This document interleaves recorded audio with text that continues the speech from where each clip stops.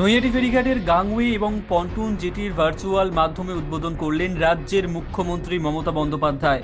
বুধবার বিকেলে নৈহাটি ফেরিঘাট অঞ্চলে এই উদ্বোধনী অনুষ্ঠান আয়োজিত হয়, যেখানে উপস্থিত ছিলেন নৈহাটি পৌরসভার পৌরপ্রধান অশোক চট্টোপাধ্যায় সহ নৈহাটি পৌরসভার একাধিক কাউন্সিলর।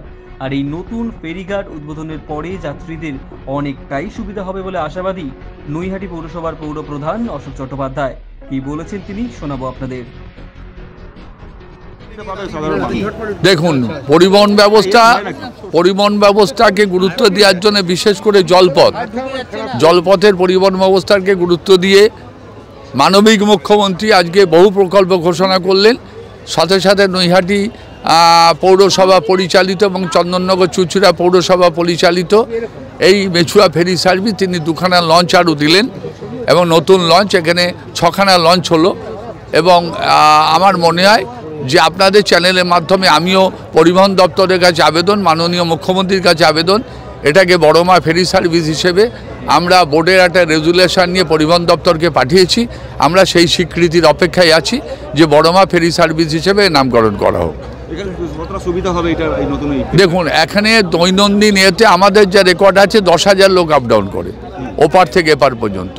ওপারে চুচুড়া চন্দননগরের প্রতিটা মানুষ যারা কলকাতা সার্ভিস ওখানে চাকরি করেন তারা এই ফেরি সার্ভিস দিয়ে নৈহাটি স্টেশন থেকে রেল ধরে যাতায়াত করেন।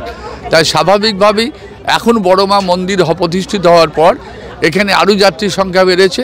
তাই স্বাভাবিকভাবেই এই যে আজকের যে ঘোষণা বা আজকের যে দুটো ভিসেল দিয়ে তিনি করলেন, আমার মনে এটা আরও যাত্রী সুরক্ষার ক্ষেত্রে প্রচণ্ড সুবিধা হবে, মানুষের যাতায়াতের ক্ষেত্রে প্রচণ্ড সুবিধা।